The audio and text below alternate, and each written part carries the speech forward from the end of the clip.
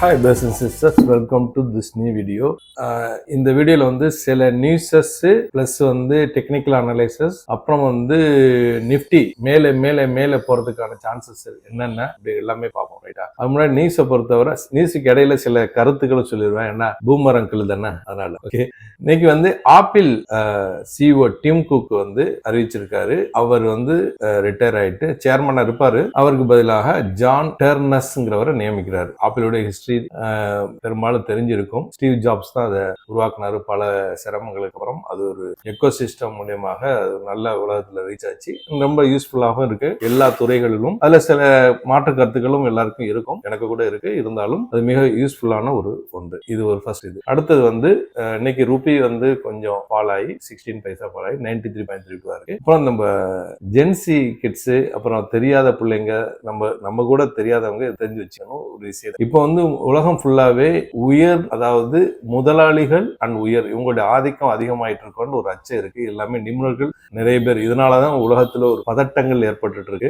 அதை பத்தி நம்ம தெரிஞ்சிக்க வேண்டிய சூழ்நிலையில இருக்கும். இந்த கார்ல் மார்க்ஸ் பத்தி இன்னைக்கு ஒரு மிஞ்சி போனா ஒரு 2 மினிட்ஸ்ல வேகமா சொல்லிடுறேன். இவர் வந்து 1818 பிறந்திருக்காரு. இவர் சட்டம் தத்துவம் எல்லாம் படிச்சிருக்காரு. ஒரு பத்திரிகையாளர் இருந்திருக்காரு.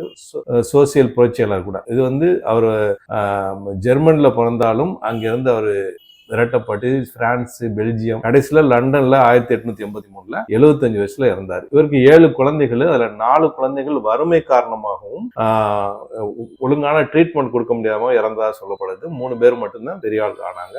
ஒரு சமயத்துல அவர் வந்து அடக்கம் பண்றது கூட இது இல்லாம அவருடைய சட்டையை வித்து கூட அடக்கம் பண்ணதுக்குள்ள செலவுகள் பண்ணதாக சொல்லப்படுது. சரி, இதுல வந்து லீ மார்க்டின்ங்கிறவர் 5800. அதே மாதிரி இப்போ இது எதுக்கு சொல்ல வரேன்டா, சரி அதை இன்னும் கொஞ்சம் சொல்லிட்டு கூடுதலான விஷயத்தை சொல்லிட்டு நம்ம சொல்லிடுவோம்.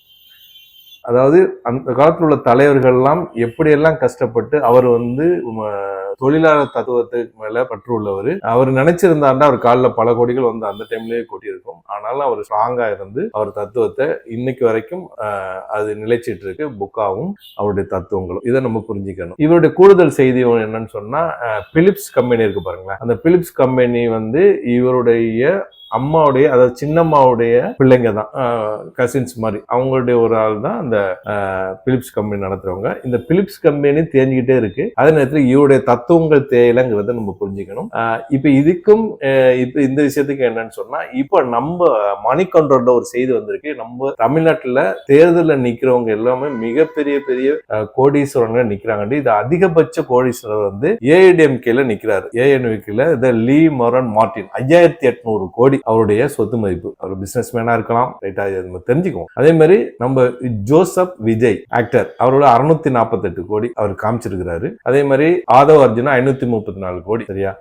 அது இல்லாம மத்த டிஎம்கே, ஏடிஎம்கே கேண்டிடேட்ஸ் எல்லாம் 100 கோடி மதிப்புள்ளவங்க எல்லாம் இருக்காங்கன்னு மணிக்கொண்டர்ல காமிச்சிருக்காங்க. நான் எதுக்கு இதை சொல்ல வரேன்டா, முன்னாடி உள்ள தலைவர்கள்லாம் பணத்தை மதிக்காம அவங்க கொள்கையில இருந்தாங்க. இப்போ உள்ளவங்க பணத்தை பாதுகாக்கிறதுக்காகவே அரசியலுக்கு வந்திருக்காங்க. நம்ம புரிஞ்சுக்கணும். இது குழந்தைகளுக்கும் சொல்லணும். வரக்கூடிய சமுதாயங்கள் கொஞ்சமாவது பழைய தலைவர்களுடைய வாழ்க்கை வரலாறு தெரிஞ்சுக்கணுங்கிறதுக்காக இது சொல்லிட்டான். சரி, அடுத்து நம்ம மார்க்கெட்டுக்குள்ள வந்துடும். மறுபடியும் உலகத்தை ஒரு புரட்சி ஏற்படுமோங்கிற ஒரு இது சொல்றாங்க நிபுணர்கள். ஏண்டா கொஞ்சம் ஆதிக்கம் ஜாஸ்தியாகவே இருக்குதுன்னு சொல்லப்படுது. ரைட்டா? சரி, இப்ப கிஃப்ட் நிஃப்டி காலையில அப்டர்ன்ல ட்ரேட் ஆனதுனால, அப்சைட் ட்ரேட் ஆனதுனால கேப் அப் சொல்லி அப்டேட் பண்ணியிருந்தேன். டெலிகிராம்ல அப்டேட் ஜாயின் பண்ணாதவங்க லிங்கை பயன்படுத்தி ஜாயின் பண்ணிங்க. பேக் ஐடியை ஜாயின் பண்ணணும். அதே மாதிரி எனக்கு ஆதரவளிக்கான இருக்கும் நன்றி. மறக்காம லைக் பண்ணுங்க, அது மோட்டிவேஷனா இருக்கும். இப்போ மார்க்கெட்ல போயிடணும். 5 மினிட்ஸ்க்கு மாத்திடுறேன். ஓகே, காலையிலே ஒரு அதாவது நேற்றைய க்ளோஸ் 24,364. இன்றைய ஓப்பன் வந்து 24,374. ஒரு ஃபிளாட் ஓப்பன் தான். 10 பாயிண்ட்ஸ் தான் அப்போ வச்சு 9 காலுக்கு ஒரு லோ கிரியேட் பண்ணிச்சு. அதான் என்னுடைய லோ கூட 24,354. அதுல இருந்து ஹையர் மார்க்கெட் போட்டுட்டு மேல் சைடு நோக்கியே ஒவ்வொரு கேண்டிலும் போட்டு மேல போய் முடிஞ்சுது. 225 பாயிண்ட்ஸ். அப்போ 24,380 3:30 மணிக்கு க்ளோஸ் ஆச்சு. டே கேண்டிலுக்கு மாத்திடுறேன். எஸ், இந்த கேண்டில் தான். இது கொஞ்சம் பெருசு பண்ணிக்கோ. இதை கிளியர் பண்ணா கூட நல்லா தெரியும். எஸ், இந்த பாருங்க மேல் நோக்கி போக ஆரம்பிச்சிருக்கு. நம்ம டெக்னிக்கலா அனலைஸ் பண்ணுவோம். இன்னைக்கு open 24,374, high 24,601, low 24,354, close 24,576, 250 points candle, 211 points அப்ப இருக்கு. 0.87%. Green candle 47, red candle 14. இன்னைக்கு top gainer Nestle India 7.5% up, Hindustan Unilever limited 3.5% up, Trent 3.5% up, ICICI bank 2.5% up. Top loser State Bank வந்து இன்னைக்கு 3% down, BEL 1.5% down, Jio finance 1% down, doctor Reddy 1% down. Heavy வெயிட்டை பொறுத்தவரை FMCG வந்து 2.5% அப், real estate வந்து 2.5% அப், micro sector 1% அப், mid cap 0.5% அப், HDFC 2% அப், ICC 2.5% அப், TCS 1.5% அப். Bank நிஃப்டியை பொறுத்தவரை இந்த candle தான், அதுவும் 57 தாண்டி க்ளோஸ் வச்சிருக்கு. எல்லா பேங்குமே இன்னைக்கு கிரீன் எக்ஸப்ட் எஸ் பேங்கை தவிர 56,693 டு 57,456 750 பாயிண்ட்ஸ் இன்னைக்கு வந்து அப்ல போய் முடிஞ்சிருக்கு. ஓகே, இதை கோல்டை பொறுத்தவரை கிஃப்ட் நிஃப்டி இப்போதைக்கு கொஞ்சம் கீழே இறங்கி ஒரு 30 பாயிண்ட் கீழே இறங்கி ட்ரேட் ஆயிட்டு இருக்கு. நம்ம வீடியோ முடிக்கிறதுக்குள்ள எவ்வளவு ஆகுதுன்னு பார்ப்போம். கோல்டு நம்ம முன்னாடியே பேசுற மாதிரி டே கேண்டில் மாத்திரம் 4781 ட்ரேட் ஆயிட்டு இருக்கு. இது ஹை வந்து 5601, லோ 4029. அதிகமா ஏறவும் மாட்டேது, இறங்க மாட்டேது. ஒரு பேரலல் சேனலுக்காண்டி அது முயற்சி பண்ணிட்டு இருக்குன்னு நம்ம பார்த்தோம். அதே மாதிரி தான் சில்வர் கூட லோயர் லோ ஃபார்மேஷன் நடந்துட்டு இருக்கு. இந்த பாருங்க, லோயர் லோ ஃபார்மேஷன். இது வந்து 121 வரைக்கும் மேல போச்சு, 60 வரைக்கும் கீழே வந்தது. இப்போ 78ல ட்ரேட் ஆகுது. அதே மாதிரி யுஎஸ் ஆயில் 1.5% அப் ஆகி 87ல ட்ரேட் ஆயிட்டு இருக்கு. அதே மாதிரி பிட்காயின் சேம் இடத்துல தான் இப்போ 76,000 பக்கத்துல இருக்கு. அது அப்படியே தான் ஒரு கோடா நடந்துகிட்டு இருக்கு. அது ஒன்றும் அதிகமா மேலே ஏற மாட்டுது, இறங்க மாட்டுது. குளோபல் மார்க்கெட்டை பொறுத்தவரை ஒரு மிக்சடா தான் இருக்கு. டோஜன்ஸ் இன்னைக்கு 1% அப் ட்ரேட் ஆயிட்டு இருக்கு. மற்ற S&P 500, நாஸ்டாக் வந்து 0.25% டவுன். எல்லா மார்க்கெட்டுமே ஒரு 0.25% அப் இல்லாட்டி 0.5%, ஒரு மிக்சடா தான் இருக்கு, ஒரு கன்ஃபியூஸ்டா இருக்கு குளோபல் மார்க்கெட்டை பொறுத்தவரை. அதே மாதிரி FID ஆக்டிவிட்டி இது வரைக்கும் இன்னும் வரல. நேத்து வந்து மறுபடியும் பேக் டு த இது ட்ராக் மாதிரி FIs ஒரு 1000 கோடி வரைக்கும் வித்துட்டாங்க. டிஎஸ் 3000 கோடி பக்கத்துல வாங்கியிருக்காங்க. பழையபடி ரெண்டு பேரும் அந்த ட்ராக் வந்துட்டாங்களான்னு ஒரு ஐயம் இருக்கு. பாப்போம் இன்னைக்கு எதுவும் வருதுண்டு. அதே மாதிரி ஆப்ஷன் செயினை பொறுத்தவரை அடுத்த வாரம் கான்ட்ராக்ட் பார்த்திருக்கேன். 16.3 டிவைட் பை 14.08.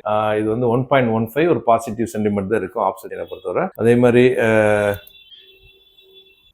லைவை பொறுத்தவரை Pakistanis expect Islamabad talks to ahead of tomorrow. நாளைக்கு வந்து ரெண்டு பேரையும் பேச்சுவார்த்தை எப்படியாவது கொண்டு வந்துடலான்னு பாக்குறாப்புல. ஆனா வந்து ஈரான் வந்து நீங்க பதட்டத்துல நான் வந்து இருக்க முடியாதுங்கிறாரு. ட்ரம்ப் சொல்றாரு ஈரான் வந்து வயலேட் பண்ணிச்சு சீஸ் ஃபயர். ஈரான் சொல்லுது ட்ரம்ப் இல்லீகலா கமர்ஷியல் வெஹிக்கிள வந்து எங்களுடைய ஷிப்பை பிடிச்சிட்டாங்க. அவங்க என்ன சொல்றாங்க, அந்த ஷிப்புக்குள்ள வந்து கெமிக்கல் இருந்தது, அது வந்து வார் ஹெட்டுக்குள்ள கெமிக்கல், மிசில்ஸ்க்கு ஹெட்ல பண்ற கெமிக்கல் அப்படிங்கிற மாதிரி அவங்க சொல்றாங்க.